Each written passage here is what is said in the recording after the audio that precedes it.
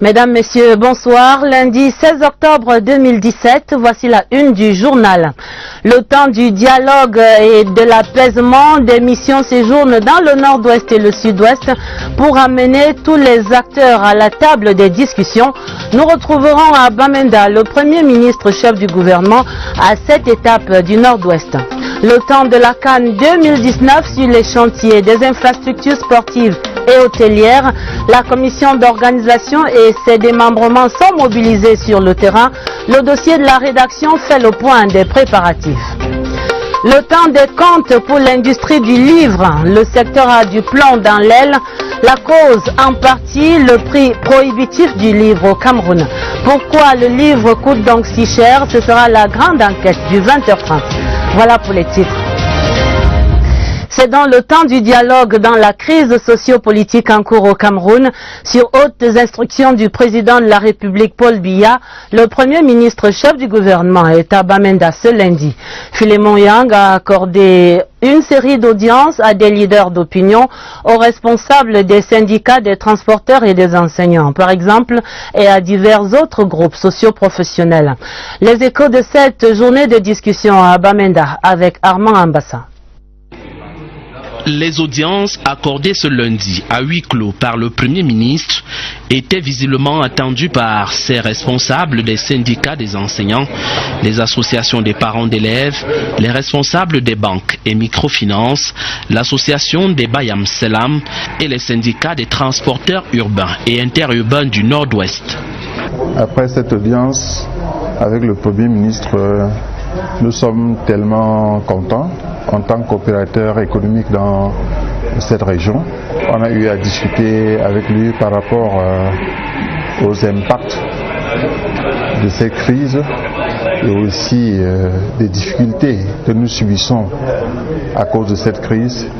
Et ensemble, on a trouvé des solutions. On a émis aussi nos idées. Au cours de ces échanges qui ont duré plusieurs heures, l'occasion a été donnée à tous ces responsables de faire des propositions de sortie de crise au Premier ministre. Des propositions qui sont allées dans le sens de la tolérance, la paix et du vivre ensemble. Il n'y a pas succès sans dialogue. On doit s'asseoir, c'est quand même des procédures à prendre. Ce n'est pas quelque chose d'automatique, ça doit arriver aujourd'hui, là, non, c'est pas ça. On doit construire, on ne doit pas détruire. On doit parler, on doit vivre dans l'amour et dans la paix. Et ce n'est pas par destruction ou par menace qu'on va réussir. Quelqu'un qui chargeait peut-être 15 bus par jour, aujourd'hui ne parvient même pas à charger 5 par jour, et peut-être sur 3 jours de la semaine. Vous comprenez que l'économie est tellement au sol. Ce mardi, l'agenda du Premier ministre prévoit un exercice similaire à Mbengui dans le département de la Momo et à Bamenda où Philémon Yang va rencontrer certains responsables politiques et religieux. Et dans cette même quête de paix et de dialogue, le chef de l'État a commis une autre mission dans la région du Sud-Ouest. Nous retrouverons nos correspondants permanents dans nos prochaines éditions pour les échos de ces autres discussions de Boyas. De la CAN 2019, c'était le soulagement la semaine dernière. La CAF avait en effet levé tout équivoque quant à l'organisation de cet événement par le Cameroun. Attendu maintenant la désignation des membres du comité CAF chargé d'évaluer l'état de préparation du Cameroun. Dans cette perspective, faisons donc d'abord le point des chantiers des infrastructures. La rédaction ouvre le dossier CAN 2019. Premier arrêt ce soir, la salle des conférences du stade Omnisport de Yaoundé qui accueillait ce lundi le ministre des Sports et de l'Éducation physique, Bidung Pat, accompagné des principaux acteurs engagés dans les préparatifs de cette CAN 2019. Joseph Gweta Mandeng révèle les grandes lignes de ces discussions. Le Cameroun veut faire un sans faute pour l'organisation de la CAN de 2019. Le ministre des Sports et de l'Éducation physique, par ailleurs président local du COCAN, ne veut laisser passer aucun détail. Les gendarmes de la CAF, qui viendront au Cameroun pour l'inspection des infrastructures, doivent rentrer satisfaits. Toutes les parties engagées à la préparation de l'événement sont sereines. Une réunion présidée par M. le ministre du MINSEP donc, a permis d'aboutir et d'entendre l'ensemble des entrepreneurs et des maîtres d'œuvre, dont je fais partie, pour le stade Olembe, d'être prêt à recevoir la commission CAF dès lors qu'elle sera présente sur le territoire du Cameroun à tout moment. Aucune inquiétude à se faire puisque les différents responsables sont édifiés sur leurs tâches. Tous les représentants des BET et chefs d'entreprise ont pris la résolution de travailler en étroite synergie pour que les prochaines visites de la CAF se déroulent honorablement. C'est dans le même optimisme que le MINSEP a reçu le président du groupe Italtelo ce lundi matin dans son cabinet. Italo Giacomini veut construire un édifice en forme de 7 boules modulables. Un complexe de 9 étages et haut de 50 mètres. Conduit par Esther Nkolo, le consul honoraire du Cameroun à Milan, le chef d'entreprise italien a aussi fait des propositions sur de nombreux projets sportifs. Propositions reçues et soumises en étude dans les services compétents du ministère des Sports et de l'Éducation physique. Deuxième arrêt dans ce tour des chantiers, le stade d'Olembe, évalué ce lundi par le président du comité d'organisation pour la région du centre. Le gouverneur Nasseri Paul Béa et ses collaborateurs étaient en effet sur ce site ce lundi. Sur leur pas, notre reporter Ariel Olivia Moboué, CRTV Centre. Sur le site d'Olembe, les travaux vont bon train. Loin des rumeurs et des déclarations catastrophes qui circulent sur les réseaux sociaux, le chef de projet rassure. Je peux vous assurer, dès qu'on a tous les éléments prévus, on va augmenter le temps d'exécution et le temps de travail. Aujourd'hui, on est plus ou moins à 15% du projet global. Et je confirme qu'on va respecter les délais. La visite effectuée aujourd'hui par le président du comité régional de la Cannes 2019, descendu avec les présidents des comités techniques sur le site d'Olembe, montre que les travaux de terrassement sont bouclés, le ferraillage quasiment achevé et la pose des poutres devant soutenir le stade est engagée. C'est donc un président de site très satisfait que nous avons rencontré. Nous avons constaté que les choses évoluent, mais il est question pour nous de s'assurer chaque mois que les choses changent. Sinon, nous pensons qu'ils doivent donc redoubler l'adhère au travail pour que nous ne soyons pas surpris des dernières minutes.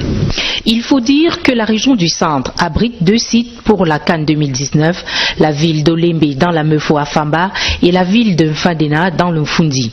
La commission régionale ainsi que les membres des commissions techniques nouvellement installées sont désormais à pied d'œuvre pour que la Cannes 2019 soit une véritable fête dans la région du centre. Direction le littoral à Douala où le complexe sportif de Japoma sort de terre progressivement. Les 50 000 places se dessinent dans ce stade.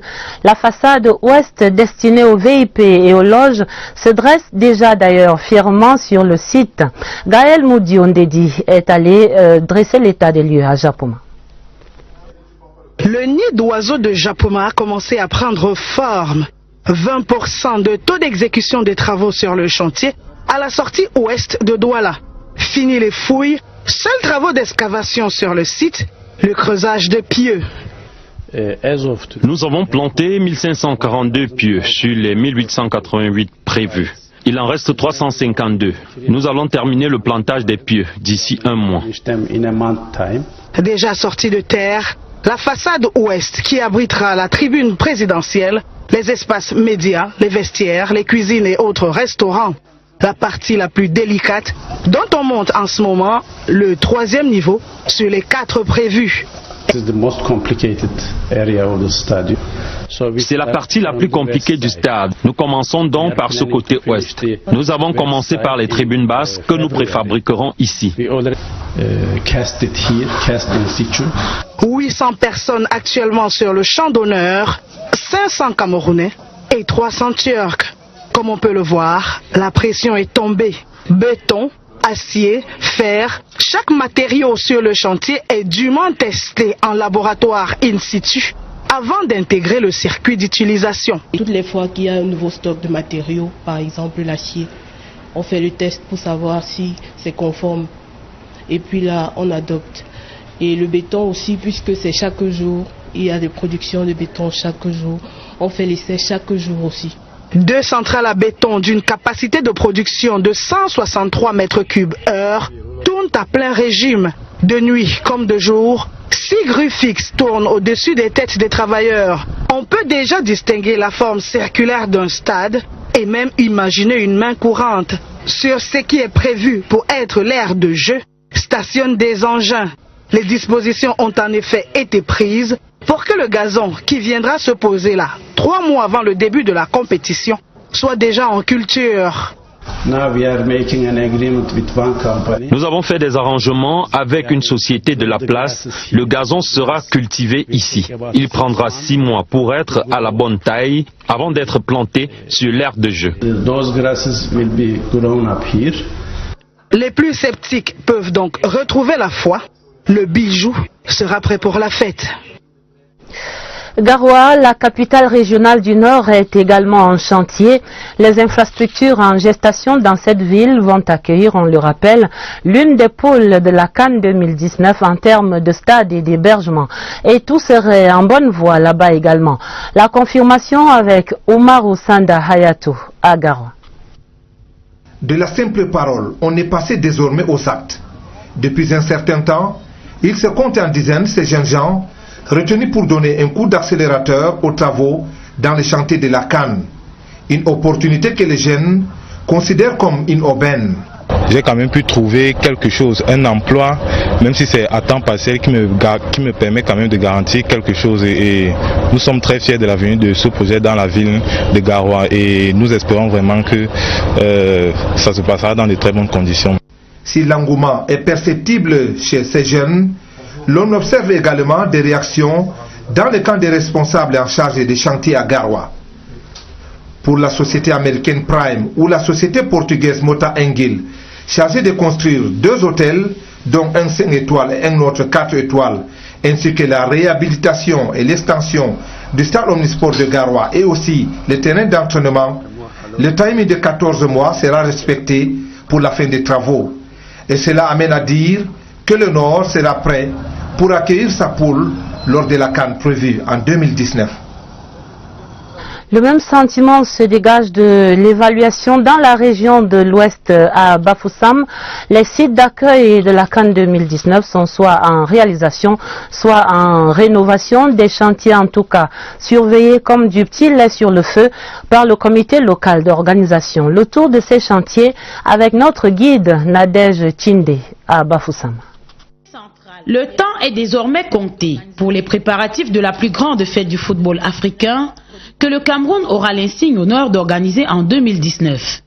Sur le site de Bafoussam, les feuilles de route sont assez claires quant aux grands chantiers inhérents à l'événement. À l'entrée de Bafoussam, au niveau du pont Inou, il y aura un élargissement pour passer de à peu près 7 mètres en ce moment de la chaussée à 10 mètres.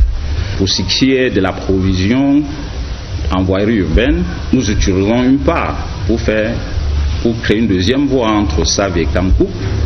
Et la part restante, nous voulons entretenir le rond-point de la communauté urbaine jusqu'à après Soukada. Dans le secteur hospitalier, la ville sera bientôt dotée d'une structure moderne de grade 2, comme dans les autres grandes villes du pays. Il y a un chantier, celui de la construction du centre hospitalier de référence de Kwekom, Bafoussam, dont les travaux ont été lancés en mars 2017. C'est un grand hôpital qui est la deuxième catégorie, au même titre que l'hôpital central de Yaoundé, que l'hôpital à Kentini. La région de l'Ouest n'a pas grand-chose à envier aux grandes villes telles que Yaoundé ou Douala. Le séjour des fans de foot dans la région des Grassfields devant être agréable, inédit et riche en découvertes, le potentiel touristique de la région fait l'objet d'une étude minutieuse. À côté, L'on peut se réjouir de l'évolution sereine des autres chantiers qui prennent forme peu à peu. Autant de projets en cours et en voie de réalisation qui donneront à coup sûr un visage neuf à la ville de Bafoussam au grand bonheur de sa population, mais surtout fera honneur à la grande nation de Roger Mila. Je signale cette note triste dans cette mobilisation autour de la CAN 2019. Léonard Nséké, l'ancien entraîneur des Lions Indomptables, est décédé ce lundi des suites de maladie. On lui doit, par exemple, quelques qualifications du Cameroun à la Coupe du Monde 1994 aux États-Unis. On s'en souvient, il était ancien joueur du Diamant de Yaoundé, de Étoile de Mbanga également. Il a aussi porté le brassard de capitaine des Lions Indomptables. On se souviendra également de Léonard Nséké comme directeur de l'école de football des brasseries du Cameroun. Les Lions du volleyball, elles, savourent leur belle victoire en finale samedi au Palais Polyvalent des Sports de Yaoundé. C'était face au Kenya. Et ce lundi, c'était moment de décompression à leur hôtel. Elles recevaient les félicitations des proches admiratifs aux côtés de leur héroïne. Des moments de bonheur captés par Wilfried Koto. Des appels téléphoniques à n'en plus finir, séances photos avec fans, amis et parents. C'est une vie de champion d'Afrique pour Ngontame et compagnie. Ça fait plaisir de se sentir vraiment soutenu et de faire la fierté de tout le monde, de la famille, des amis, du peuple camerounais, parce que c'est vrai que nous ne sommes pas encore sortis de l'hôtel depuis, mais les gens qui viennent, les députés qui arrivent, les étrangers qui viennent, ils nous félicitent, ils sont contents, ils sont fiers de nous. Elles gambergent un cœur dans leur tête. Dans la tête, on était déjà championne, mais c'était pas encore effectif. Donc depuis que c'est effectif, c'est au fil du temps qu'on va mesurer l'ampleur de ce lourd fardeau. Donc pour le moment, on savoure encore et on est encore sur notre petit nuage. Elles sont amies, sœurs de champions d'Afrique et fières de l'être. C'est une grande émotion parce qu'on a longtemps bataillé pour ce trophée. Elles refont leur championnat d'Afrique victorieux à travers les photos de leurs exploits et les confidences qui vont avec. Le championnat d'Afrique de volleyball dames 2017 a vécu, mais dans leur chambre d'hôtel pépère, elles se ramènent au présent les images de leurs exploits à travers photos. Les Camerounais lisent peu, dit-on. L'une des raisons tiendrait peut-être au prix élevé et parfois même exorbitant du livre au Cameroun. Du coup, l'industrie du livre se porte mal chez nous. Mais qu'est-ce qui justifie donc ces coûts prohibitifs des livres? Séverin Alégambélé a mené l'enquête sur la structure du prix des livres vendus dans nos librairies. La grande enquête ce soir. Dans l'absolu, les espaces de vente des livres sont encombrés du fait de la qualité du livre, mais surtout des incommodités liées au sujet ou à la thématique traitée par l'auteur. Acheter une encyclopédie des mémoires de Yaoundé à 50 000 francs l'unité par exemple n'est pas à la portée du premier venu. Les intrants, nous ne produisons absolument rien au Cameroun, c'est-à-dire que nous importons tout. Et lorsque nous importons tout, deuxième chose, il y a des textes qui ont été votés et adoptés. Et depuis plus de 10 ans aujourd'hui, nous attendons toujours l'application de ces textes-là. Beaucoup plus le pouvoir d'achat est très très bas. Et ce qui fait que, au lieu de chercher à acheter un livre qui coûte 25-75 000 francs, vous allez plutôt chercher à d'abord nourrir votre famille avant de penser au livre. Or, le livre est très important pour tout. En 2001, le ministre de la Communication Jacques Famdongo avait pris un arrêté sur l'exonération de la taxe sur la valeur ajoutée à l'acquisition des intrants et biens d'équipement destinés à l'exploitation des activités de communication. Cet arrêté signé après une large concertation avec le ministère des Finances avait comme base légale le protocole facultatif de Nairobi, l'annexe de l'accord de Florence ratifié par le Cameroun en 1967. On y prévoyait une couverture de 205 produits. La non-application de cet arrêté, évidemment, affecte la chaîne de production, de diffusion ou de distribution du livre. Chez nous, du moment où on les a commandés, c'est des achats fermes. Et quand le livre ne sort pas, on reste avec des stocks. Vous voyez, on a plus d'argent en termes livres qu'en termes espèces. Dans la structure du prix d'un livre, on intègre la matière première et bien d'autres paramètres. Il y a d'abord le coût de l'impression en lui-même, il y a la qualité de l'auteur et il y a le standing de l'auteur. Donc c'est ces éléments mis en commun qui permettent de mettre un prix sur un livre. Au ministère des Arts et de la Culture, on est bien conscient des limites structurelles du marché du livre. Nous travaillons dessus sous l'encadrement évidemment du ministre à ce que on puisse mettre en place progressivement, n'est-ce pas, un public de lecteurs. Donc on va commencer par les plus jeunes. Peut-être à partir de l'année prochaine, il y aura des actions qui seront menées dans ce sens-là. Faire en sorte donc progressivement, pendant une certaine durée, 15 ou 20 ans, qu'on puisse soutenir fortement la lecture auprès des jeunes et que donc au bout de ce temps-là, ces jeunes-là deviendront des adultes et pourront acheter les livres. Si les pouvoirs publics subventionnaient les libraires comme nous, qui avons cette volonté d'offrir au public camerounais des ouvrages. En attendant les ajustements nécessaires, on va continuer à bouder le livre cher. On fait par contre le lit au développement de la contrefaçon. On aura retenu des subventions au secours de notre culture. Et les meilleurs élèves du Cameroun pour l'année 2016-2017 étaient célébrés ce lundi. Le ministère des Enseignements secondaires tenait en effet la première édition du prix d'excellence MINSEC 2017. La cérémonie organisée au Palais des Sports de Yaoundé aura ainsi vu la remise de près de 400 prix aux élèves les plus méritants. Le reportage de Catherine Toulou et Langa. Bercés par des souvenirs d'enfance, ils reprennent en chœur un récital de musique d'école. Le Palais des Sports de Yaoundé était le théâtre ce lundi matin de la remise des prix d'excellence MINSEC 2017. Une première édition chargée de symboles et pleine d'enseignements.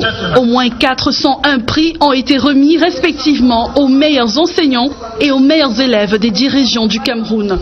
Lauréats des examens officiels de l'année scolaire. Des bourses dont la valeur est comprise entre 178 000 et 89 000 francs CFA. Quand l'État nous met à l'honneur de cette manière, ça nous fait vraiment très plaisir et ça donne envie de travailler encore plus. Aujourd'hui, on sait que les efforts que l'on fait sont reconnus sur le plan national et que notre hiérarchie est au courant de ce que nous faisons. Le ministère des Enseignements secondaires inscrit cette action dans la continuité du chantier engagé par le président de la République qui appelle la jeunesse à oser, créer et innover.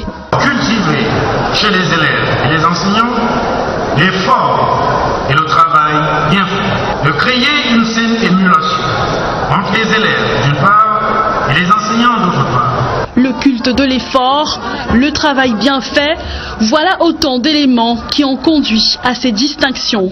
Par ailleurs, quelques enseignants ont également reçu des décorations au cours de la cérémonie de ce lundi. Reparlons de ce week-end meurtrier à Ndoukoula, c'est dans le département du Diamaré, région de l'extrême nord. Des individus armés et non identifiés jusqu'à présent ont attaqué dans la nuit de samedi à dimanche la localité de Dalawaou, tuant 2 personnes. On compte également 3 blessés, dont 2 internés à l'hôpital régional de Maroua et ce sexagénaire blessé mais enlevé par les assaillants. Le récit des faits avec Abdoulaziz Amadou de CRTV Extrême Nord. Le scénario planifié par les assaillants n'est pas loin de celui d'un film de guerre. À 23h50, dans cette localité enclavée de Ndoukoula, alors que les habitants dormaient paisiblement, les individus armés de machettes et de fusils font irruption dans le domicile de Adamou Ibrahim, éleveur, et sèment la terreur. J'étais couché dans la chambre quand l'un des bandits a braqué sa lampe torche sur moi. Croyant que c'est mon fils, je lui demande donc pourquoi il fait ça. C'est ainsi qu'il entre dans la chambre et me fait sortir. Entre-temps, 3 de ses amis m'amènent donc vers eux et m'assomment avant de quitter la maison avec mon époux. Ils m'ont donné un numéro de téléphone et m'ont ordonné de le garder jalousement.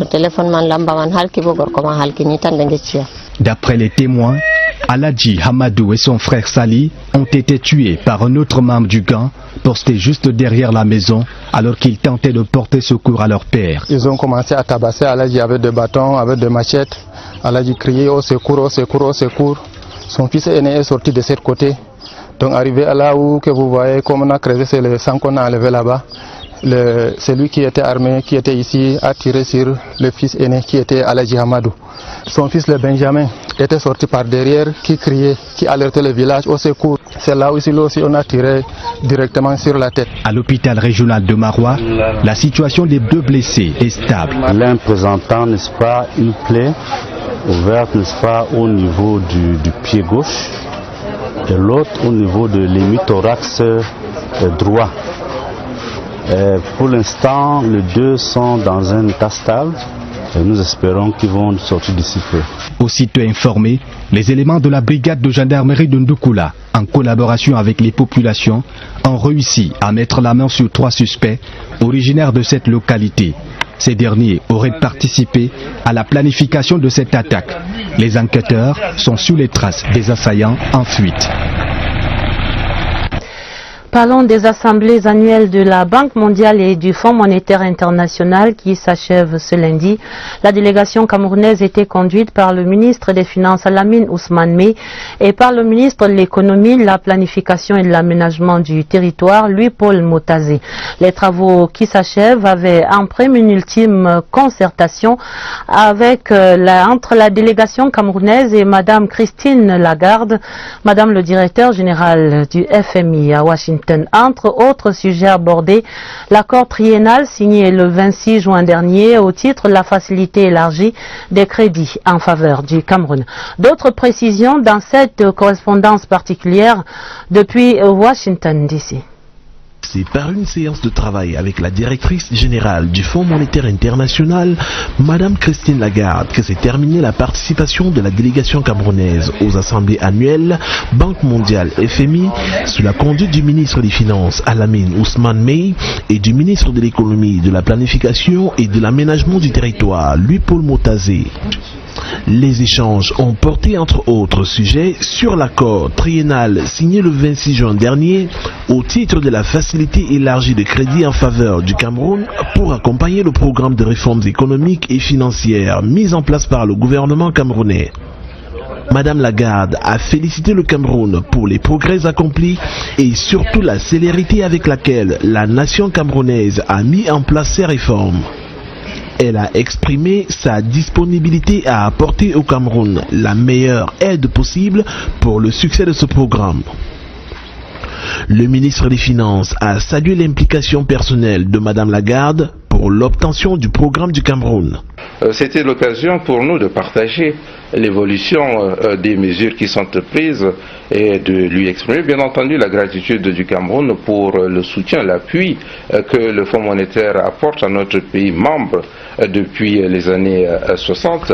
La présence de la délégation camerounaise à ces assises a été également l'opportunité d'une revue des programmes et réformes engagés par le Cameroun avec la Banque mondiale. Nous avons eu à discuter notamment avec la Banque mondiale qui aurait voulu avoir le projet de loi de finances pour bien s'assurer qu'un certain nombre de mesures sont contenues dans cette loi de finances, des mesures que nous nous sommes engagés à prendre. Outre les institutions de Bretton Woods, la délégation camerounaise a eu des séances de travail avec plusieurs autres institutions internationales, parmi lesquelles la Banque européenne d'investissement qui finance un bon nombre de projets au Cameroun. Les discussions entre le Cameroun et ses partenaires vont se poursuivre avec l'annonce de l'arrivée au Cameroun dans les prochains jours des équipes de la Banque mondiale et du Fonds monétaire international pour une évaluation des programmes en cours. L'actualité politique en France, la rentrée politique est marquée là-bas par la naissance d'une nouvelle cellule à la section RDPC de France Sud. La nouvelle cellule de la ville d'Annemasse a été créée en juillet dernier par le comité central du RDPC. Ce week-end, son bureau était élu et installé dans les normes. Une rencontre qui a permis également à cette diaspora de se retrouver et d'échanger sur l'actualité sociopolitique en cours au Cameroun. Le compte rendu de Maxence Ancel à Paris. La rentrée politique de la section RDPC France Sud débute par l'élection et l'installation du bureau de la cellule d'Anomas par la sous-section de Lyon. Dans cette région Auvergne-Rhône-Alpes, on compte dorénavant 8 cellules RDPC et l'ambition ici est de monter ce nombre à 12, équivalent au nombre de départements, afin de favoriser les liens entre Camerounais qui y résident. Le RDPC a permis en réalité à ce que les Camerounais, les compatriotes se retrouvent. Des militants qui étaient dans la salle n'étaient pas que de sorte d'ethnie. Il y avait toutes les ethnies du Cameroun. La journée commence par la visite du consul de Marseille et de la présidente du RDPC France Sud. Les militants et sympathisants du RDPC ont rappelé leur attachement à l'unité nationale du Cameroun. Plus de 3000 Camerounais vivent à Anomas, cette commune française plus proche de Genève en Suisse. Comme nous établissons des bureaux de vote ici à Anomas, et si on ne peut pas avoir une permanence qui vient de recueillir les renseignements et nos papiers afin qu'on puisse traiter nos dossiers à Marseille. Pour marquer leur arrivée dans la grande famille RDPC de l'extérieur du Cameroun, la cellule d'Anomas reconnaissante a procédé au partage du gâteau aux couleurs du parti, entouré des responsables des sous-sections RDPC de Nice, Genève, Lausanne et Lyon. Le RDPC plus près de nous, également mobilisé à Agnette dans la région du Sud. Le parti est allé à la rencontre des militants à la base. Dieudonné Noir dans le Sud. C'est à la salle polyvalente de la commune de Niété que le périple de la délégation permanente départementale du RDPC de l'Océan, conduite par le ministre Jules de Rendongo, s'est achevée. Et avec panache, la section RDPC Océan Sud-Ouest, qui a accueilli cette mission du parti, a eu droit, comme dans les autres sections visitées, à la restitution du séminaire régional d'information et d'imprégnation des orientations du comité central du RDPC. Nous devons être suffisamment outillés pour affronter la concurrence qui arrive. Lors du séminaire, l'on a notamment tablé sur les relations entre les instances du parti et la base, le fonctionnement des organes de base du parti, la position du RDPC sur les questions touchant la stabilité des institutions et l'unité nationale. Ici, dans l'océan, nous avons tous dit comme un seul homme, un Cameroun, un indivisible, aujourd'hui et à jamais. Une immense émotion donc de cette délégation qui a rencontré sur le terrain les militants et militantes actifs. 12 000 inscrits sur les listes électorales par exemple à Niété. Dans le département de l'Océan, le RDPC non seulement il est debout, il est actif et dynamique, mais il se prépare de façon très soudée et prête aux prochaines élections qui arrivent en 2018. Les travaux se sont achevés par une motion de soutien et de déférence adressée au président Paul Biya pour la paix, la stabilité et les nombreuses réalisations du renouveau à Niété et dans le département de l'Océan. L'Association pour le développement de Mona-Télé dans la Léquier a désormais un nouvel exécutif. Les membres du bureau étaient désignés hier dimanche au cours de la deuxième assemblée générale de cette association que préside Jules Marcelin Ndiaga. Le reportage de Philippe Roger et Sama. L'avenir de leur Mona-Télé natale les préoccupe. L'arrondissement tarde à trouver ses marques sur le chemin du développement au plan infrastructurel, social et même culturel. L'espoir des délégués à cette deuxième assemblée générale de l'Association pour le développement de Mona-Télé repose donc sur ces hommes nouveaux désignés par consensus. Il s'agit d'un bureau des sages, d'un bureau d'honneur et d'un bureau exécutif présidé par Jules Marcelin Ndiaga. Lorsqu'on fait l'objet de la confiance de tout un peuple, de toute une communauté, c'est un privilège. Mon premier défi, c'est que tous les fils et filles de l'arrondissement de Mona-Télé se sentent concernés par les problèmes de développement de notre arrondissement. Vous avez vu la ville de Mona-Télé, après 50 ans, elle ne présente pas de mine. En présence des invités spéciaux, des parlementaires réamis de Mona-Télé, le sous-préfet de cette unité administrative a donné l'onction des pouvoirs publics à cette nouvelle équipe. nous parlons bien entendu dans notre pays d'un développement participatif et ceci n'est que la partie visible de ces mots qui sont prônés à chaque discours.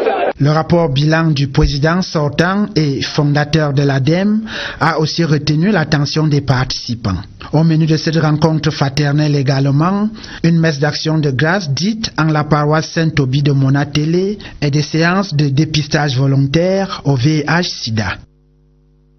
Le Parc national de matériel de génie civil se veut désormais un partenaire de premier rang pour les mairies dans le cadre des travaux d'entretien des routes communales. Cette vision baptisée Stratégie d'accompagnement des communes dans les initiatives routières était lancée récemment à Yaoundé par le ministre Emmanuel Nganou-Djoumessi des Travaux publics. Le compte rendu et le public reportage est signé de Philippe Roger Sama.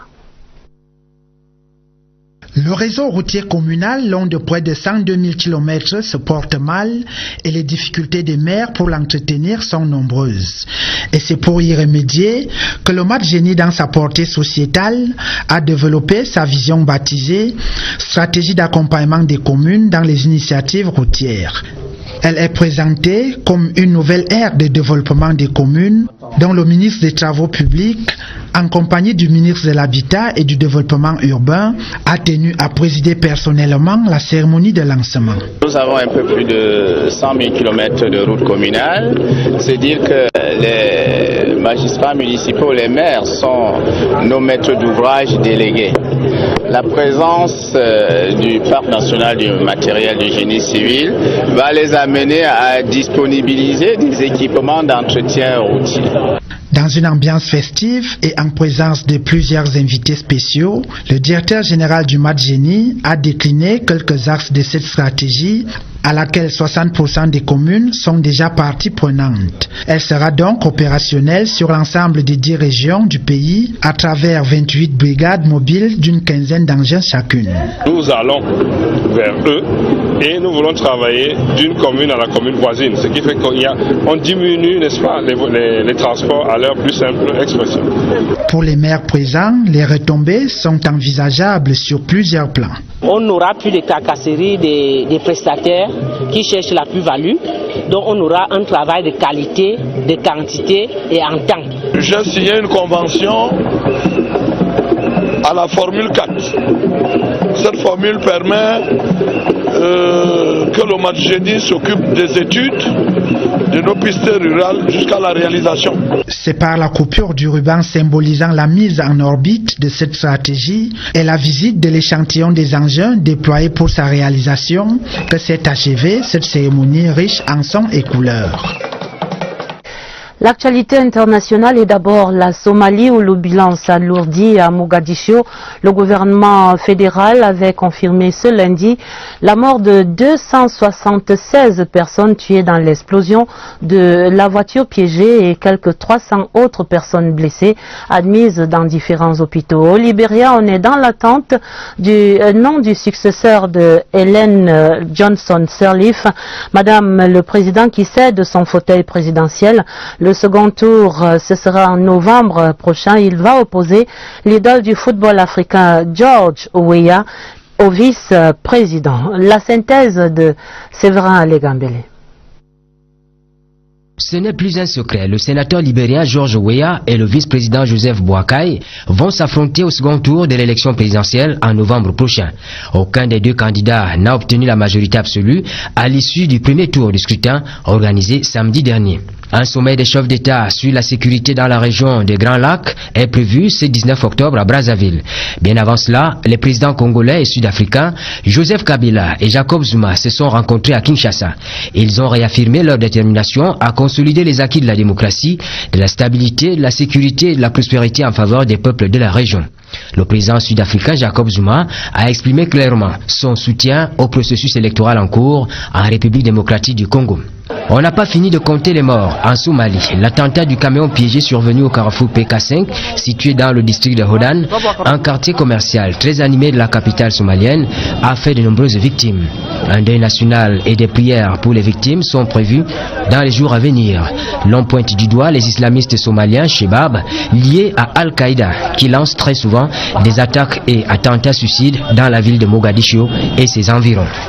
Élection législative anticipée en Autriche, le candidat du parti conservateur OVP, chrétien-démocrate, Sébastien Kurz, arrive en tête. Il est en passe de devenir le plus jeune chef du gouvernement du haut de ses 31 ans.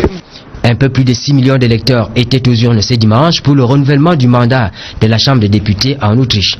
Les résultats définitifs du vote ne seront connus que jeudi après le décompte des voix par correspondance. Des nouvelles qui mettent un terme à ce 20h30. L'essentiel à retenir, c'est le temps du dialogue au Cameroun pour l'apaisement dans les deux régions du nord-ouest et du sud-ouest. Des missions dépêchées dans ces deux régions par le chef de l'État séjournent en ce moment même à Bamenda et à Boya. Le temps de la CAN 2019 sur les chantiers des infrastructures sportives et hôtelières. La commission d'organisation et ses démembrements mobilisés, c'était le dossier évaluation des préparatifs de la CAN dans le 20h30 ce soir. Le temps des comptes pour l'industrie du livre, le secteur a du plomb dans l'aile. La cause, on l'a entendu dans ce journal également, le prix prohibitif du livre et diverses propositions pour subventionner le livre au Cameroun. C'est la fin du journal, une édition préparée en collaboration avec des stagiaires de l'ESTIC. D'autres informations à minuit vous serez en compagnie de Elvis Teke et de Dieudonné Sra. Mais retrouvez immédiatement sur cette antenne le magazine Présidence Actu. Yves-Marc Modjo et ses invités décryptent ce soir les derniers développements dans la situation sociopolitique au Cameroun. Excellente suite de la soirée sur la CRTV et à demain, 20h30.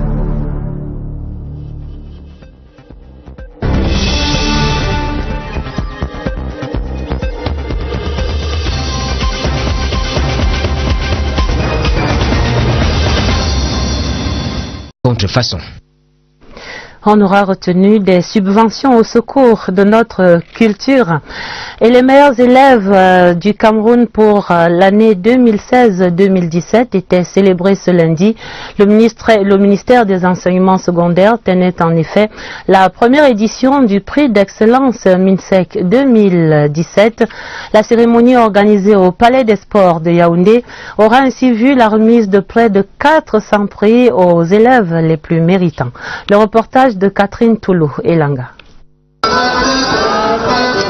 Bercés par des souvenirs d'enfance, ils reprennent en chœur un récital de musique d'école. Le Palais des Sports de Yaoundé était le théâtre ce lundi matin de la remise des prix d'excellence MINSEC 2017. Une première édition chargée de symboles et pleine d'enseignements. Au moins 401 prix ont été remis respectivement aux meilleurs enseignants et aux meilleurs élèves des 10 régions du Cameroun. Lauréats des examens officiels de l'année scolaire. Des bourses dont la valeur est comprise entre 178 000 et 89 000 francs CFA. Quand l'État nous met à l'honneur de cette manière, ça nous fait vraiment très plaisir et ça donne envie de travailler encore plus. Aujourd'hui, on sait que les efforts que l'on fait sont reconnus sur le plan national et que notre hiérarchie est au courant de ce que nous faisons. Le ministère des enseignements secondaires inscrit cette action dans la continuité du chantier engagé par le président de la République qui appelle la jeunesse à oser, créer et innover. Cultiver chez les élèves et les enseignants l'effort et le travail bien fait. De créer une saine émulation entre les élèves d'une part et les enseignants d'autre part. Le culte de l'effort, le travail bien fait, voilà autant d'éléments qui ont conduit à ces distinctions. Par ailleurs, quelques enseignants ont également reçu des décorations au cours de la cérémonie de ce lundi. Reparlons de ce week-end meurtrier à Ndoukoula, c'est dans le département du Diamaré, région de l'extrême nord. Des individus armés et non identifiés jusqu'à présent ont attaqué dans la nuit de samedi à dimanche la localité de Dalawawu, tuant 2 personnes. On compte également 3 blessés, dont 2 internés à l'hôpital régional de Maroua, et ce sexagénaire blessé mais enlevé par les assaillants. Le récit des faits avec Abdoulaziz Amadou de CRTV Extrême Nord. Le scénario planifié par les assaillants n'est pas loin de celui d'un film de guerre. À 23h50, dans cette localité enclavée de Ndoukoula, alors que les habitants dormaient paisiblement, les individus armés de machettes et de fusils font irruption dans le domicile de Adamou Ibrahim, éleveur, et sèment la terreur. J'étais couché dans la chambre quand l'un des bandits a braqué sa lampe torche sur moi. Croyant que c'est mon fils, je lui demande donc pourquoi il fait ça. C'est ainsi qu'il entre dans la chambre et me fait sortir. Entre-temps, 3 de ses amis m'amènent donc vers eux et m'assomment avant de quitter la maison avec mon époux. Ils m'ont donné un numéro de téléphone et m'ont ordonné de le garder jalousement. D'après les témoins, Aladji Hamadou et son frère Sali ont été tués par un autre membre du gang posté juste derrière la maison alors qu'ils tentaient de porter secours à leur père. Ils ont commencé à tabasser Aladji avec des bâtons, avec des machettes. Aladji criait au secours, au secours, au secours. Son fils aîné est sorti de ce côté. Donc arrivé à là où que vous voyez comme on a creusé, c'est le sang qu'on a enlevé là-bas. Celui qui était armé, qui était ici, a tiré sur le fils aîné qui était Aladji Hamadou. Son fils, le Benjamin, était sorti par derrière, qui criait, qui alertait le village au secours. C'est là où aussi on a tiré directement sur la tête. À l'hôpital régional de Maroua, la situation des 2 blessés est stable. L'un présentant, n'est-ce pas, une plaie ouverte, n'est-ce pas, au niveau du pied gauche et l'autre au niveau de l'hémithorax droit. Pour l'instant, les 2 sont dans un état stable et nous espérons qu'ils vont sortir d'ici peu. Aussitôt informés, les éléments de la brigade de gendarmerie de Ndoukoula, en collaboration avec les populations, ont réussi à mettre la main sur 3 suspects originaires de cette localité. Ces derniers auraient participé à la planification de cette attaque. Les enquêteurs sont sous les traces des assaillants en fuite. Parlons des assemblées annuelles de la Banque mondiale et du Fonds monétaire international qui s'achèvent ce lundi. La délégation camerounaise était conduite par le ministre des Finances Lamine Ousmane Mey et par le ministre de l'Économie, la Planification et de l'Aménagement du Territoire, Louis-Paul Motazé. Les travaux qui s'achèvent avaient un prémune ultime concernant. Mesdames, Messieurs, bonsoir. Lundi 16 octobre 2017, voici la une du journal. Le temps du dialogue et de l'apaisement, des missions séjournent dans le nord-ouest et le sud-ouest pour amener tous les acteurs à la table des discussions. Nous retrouverons à Bamenda le Premier ministre chef du gouvernement à cette étape du nord-ouest. Le temps de la CAN 2019 sur les chantiers des infrastructures sportives et hôtelières, la commission d'organisation et ses démembrements sont mobilisés sur le terrain. Le dossier de la rédaction fait le point des préparatifs. Le temps des comptes pour l'industrie du livre. Le secteur a du plomb dans l'aile. La cause, en partie, le prix prohibitif du livre au Cameroun. Pourquoi le livre coûte donc si cher? Ce sera la grande enquête du 20h30. Voilà pour les titres. C'est dans le temps du dialogue dans la crise socio-politique en cours au Cameroun. Sur hautes instructions du président de la République Paul Biya, le Premier ministre chef du gouvernement est à Bamenda ce lundi. Philémon Yang a accordé une série d'audiences à des leaders d'opinion, aux responsables des syndicats des transporteurs et des enseignants, par exemple, et à divers autres groupes socio-professionnels.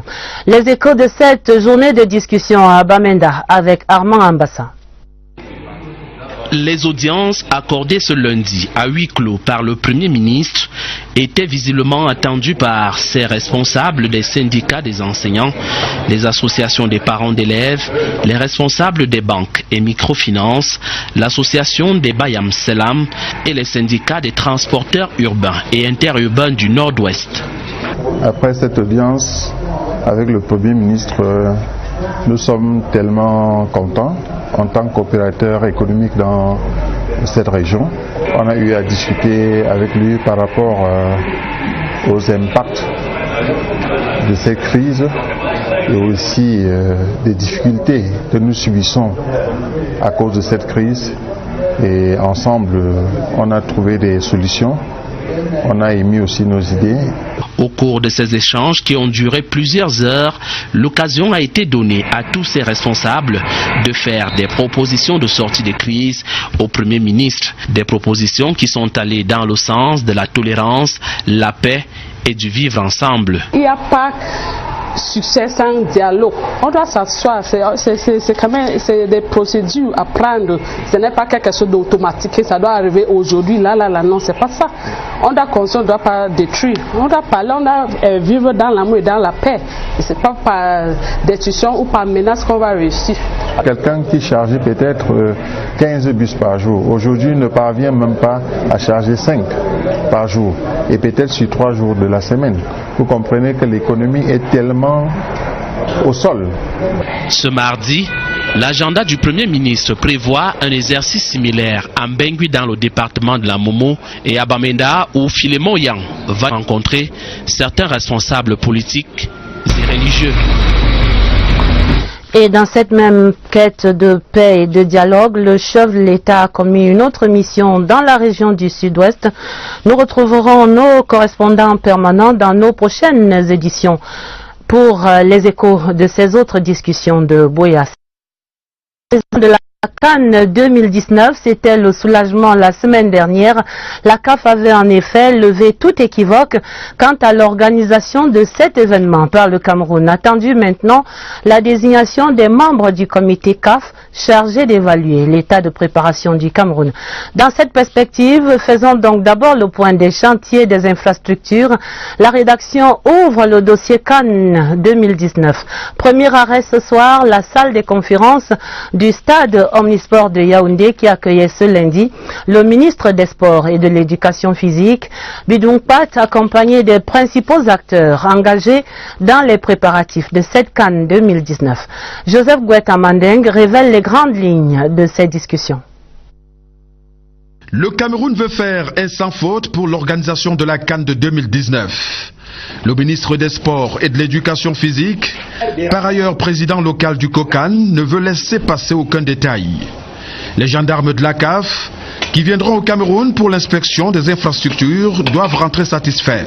Toutes les parties engagées à la préparation de l'événement sont sereines. Une réunion présidée par M. le ministre du MINSEP a permis d'aboutir et d'entendre l'ensemble des entrepreneurs et des maîtres d'œuvre, dont je fais partie, pour le stade Olymbe, d'être prêt à recevoir la commission CAF dès lors qu'elle sera présente sur le territoire du Cameroun à tout moment. Des travailleurs, on peut déjà distinguer la forme circulaire d'un stade et même imaginer une main courante sur ce qui est prévu pour être l'aire de jeu.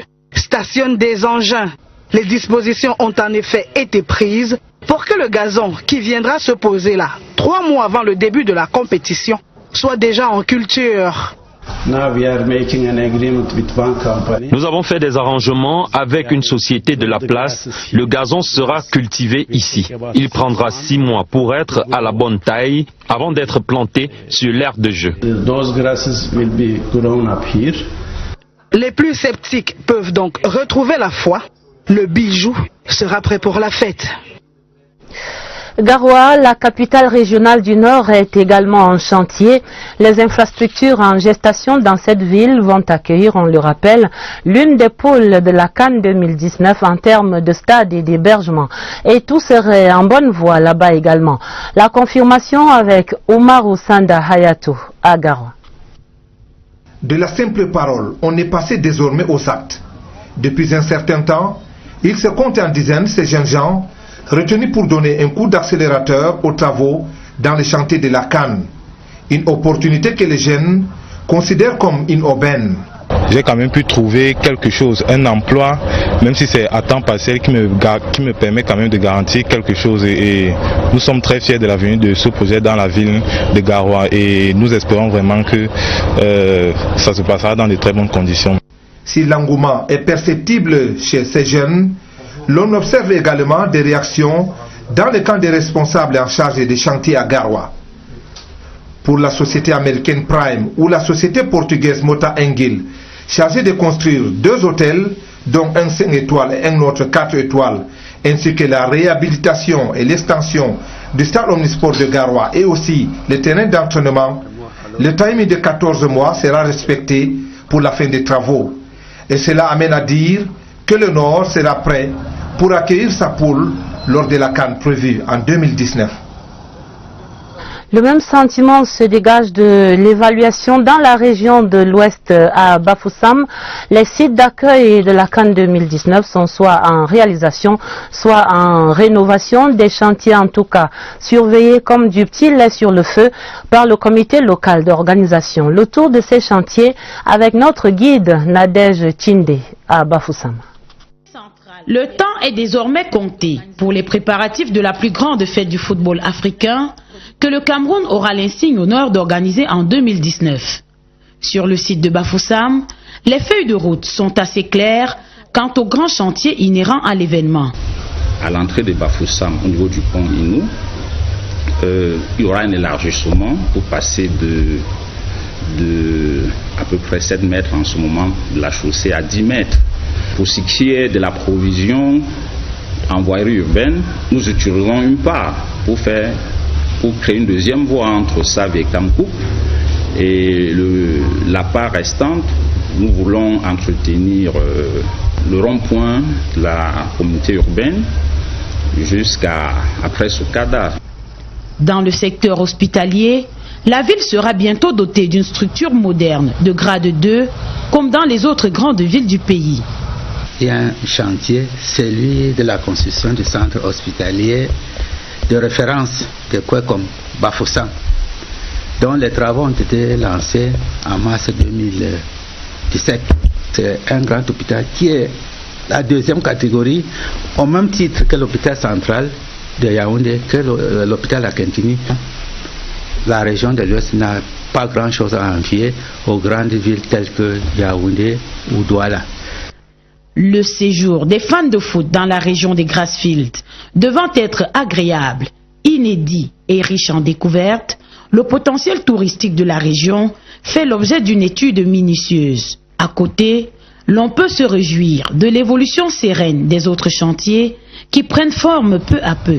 Autant de projets en cours et en voie de réalisation qui donneront à coup sûr un visage neuf à la ville de Bafoussam au grand bonheur de sa population, mais surtout fera honneur à la grande nation de Roger Mila. Je signale cette note triste dans cette mobilisation autour de la CAN 2019. Léonard Seke, l'ancien entraîneur des Lions Indomptables, est décédé ce lundi des suites de maladies. On lui doit, par exemple, quelques qualifications du Cameroun à la Coupe du Monde 1994 aux États-Unis. On s'en souvient, il était ancien joueur du Diamant de Yaoundé. Aucune inquiétude à se faire, puisque les différents responsables sont édifiés sur leurs tâches. Tous les représentants des BET et chefs d'entreprise ont pris la résolution de travailler en étroite synergie pour que les prochaines visites de la CAF se déroulent honorablement. C'est dans le même optimisme que le MINSEP a reçu le président du groupe Italtelo ce lundi matin dans son cabinet. Italo Giacomini veut construire un édifice en forme de 7 boules modulables. Un complexe de 9 étages et haut de 50 mètres. Conduit par Esther Nkolo, le consul honoraire du Cameroun à Milan, le chef d'entreprise italien a aussi fait des propositions sur de nombreux projets sportifs. Propositions reçues et soumises en étude dans les services compétents du ministère des Sports et de l'Éducation physique. Deuxième arrêt dans ce tour des chantiers, le stade d'Olembé, évalué ce lundi par le président du comité d'organisation pour la région du centre.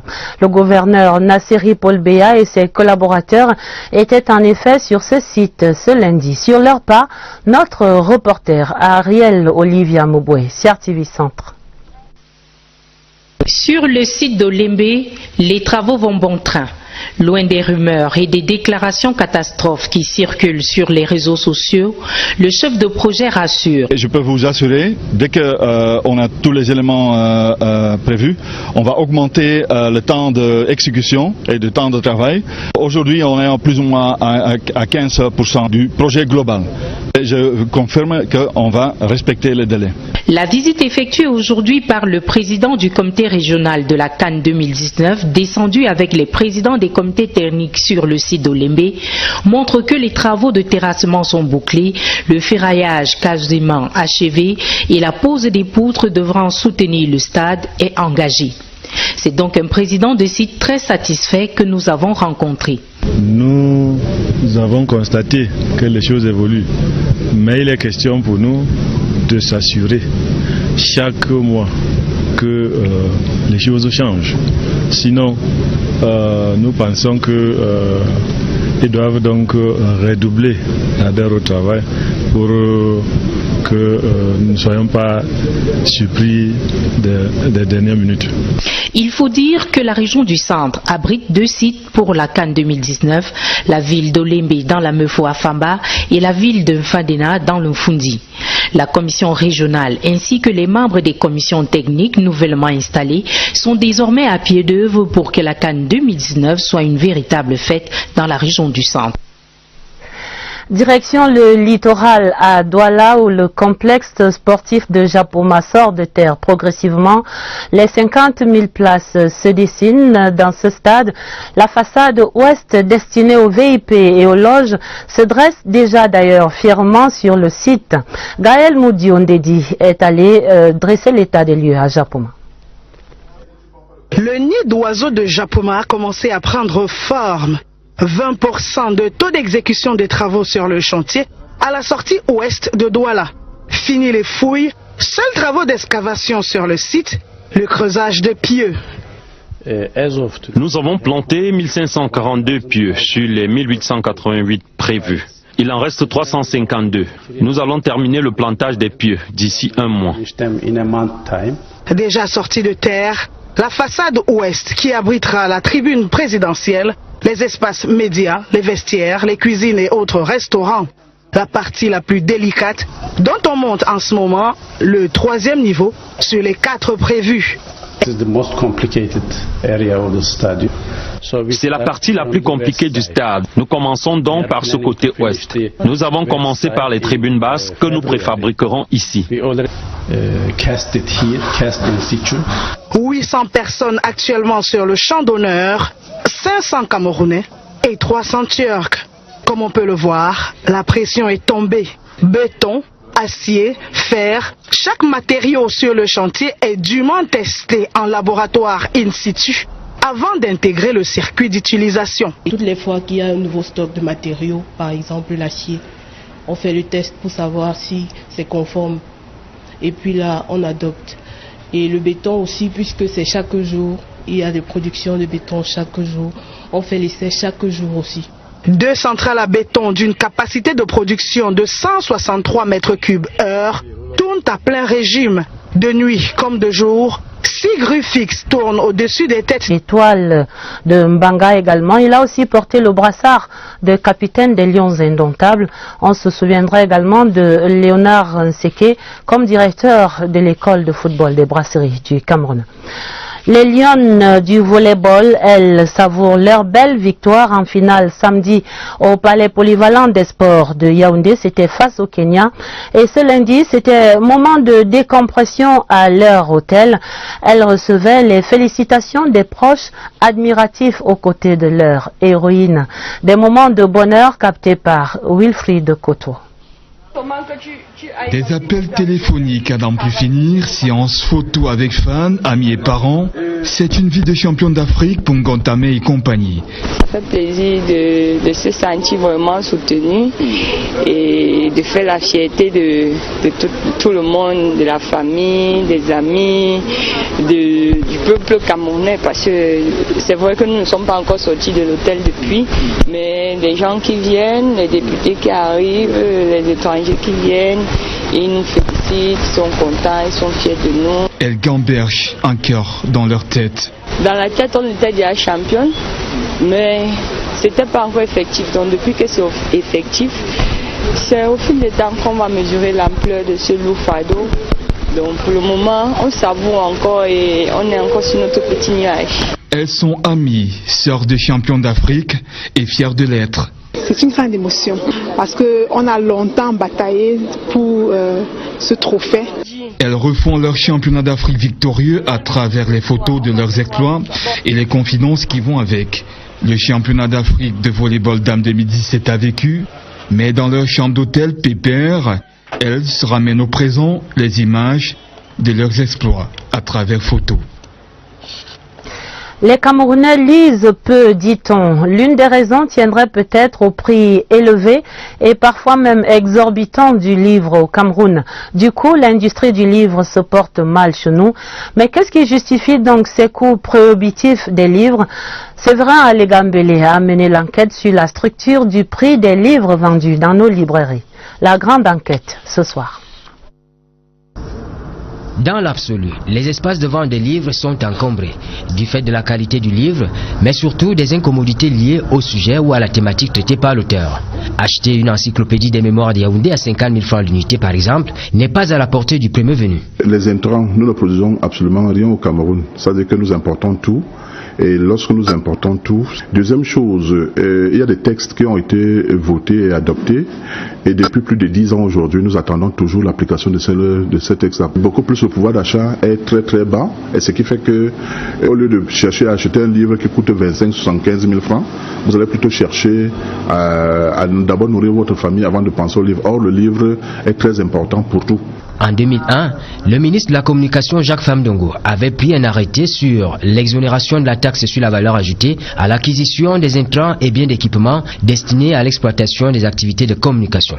Cet arrêté signé après une large concertation avec le ministère des Finances avait comme base légale le protocole facultatif de Nairobi, l'annexe de l'accord de Florence ratifié par le Cameroun en 1967. On y prévoyait une couverture de 205 produits.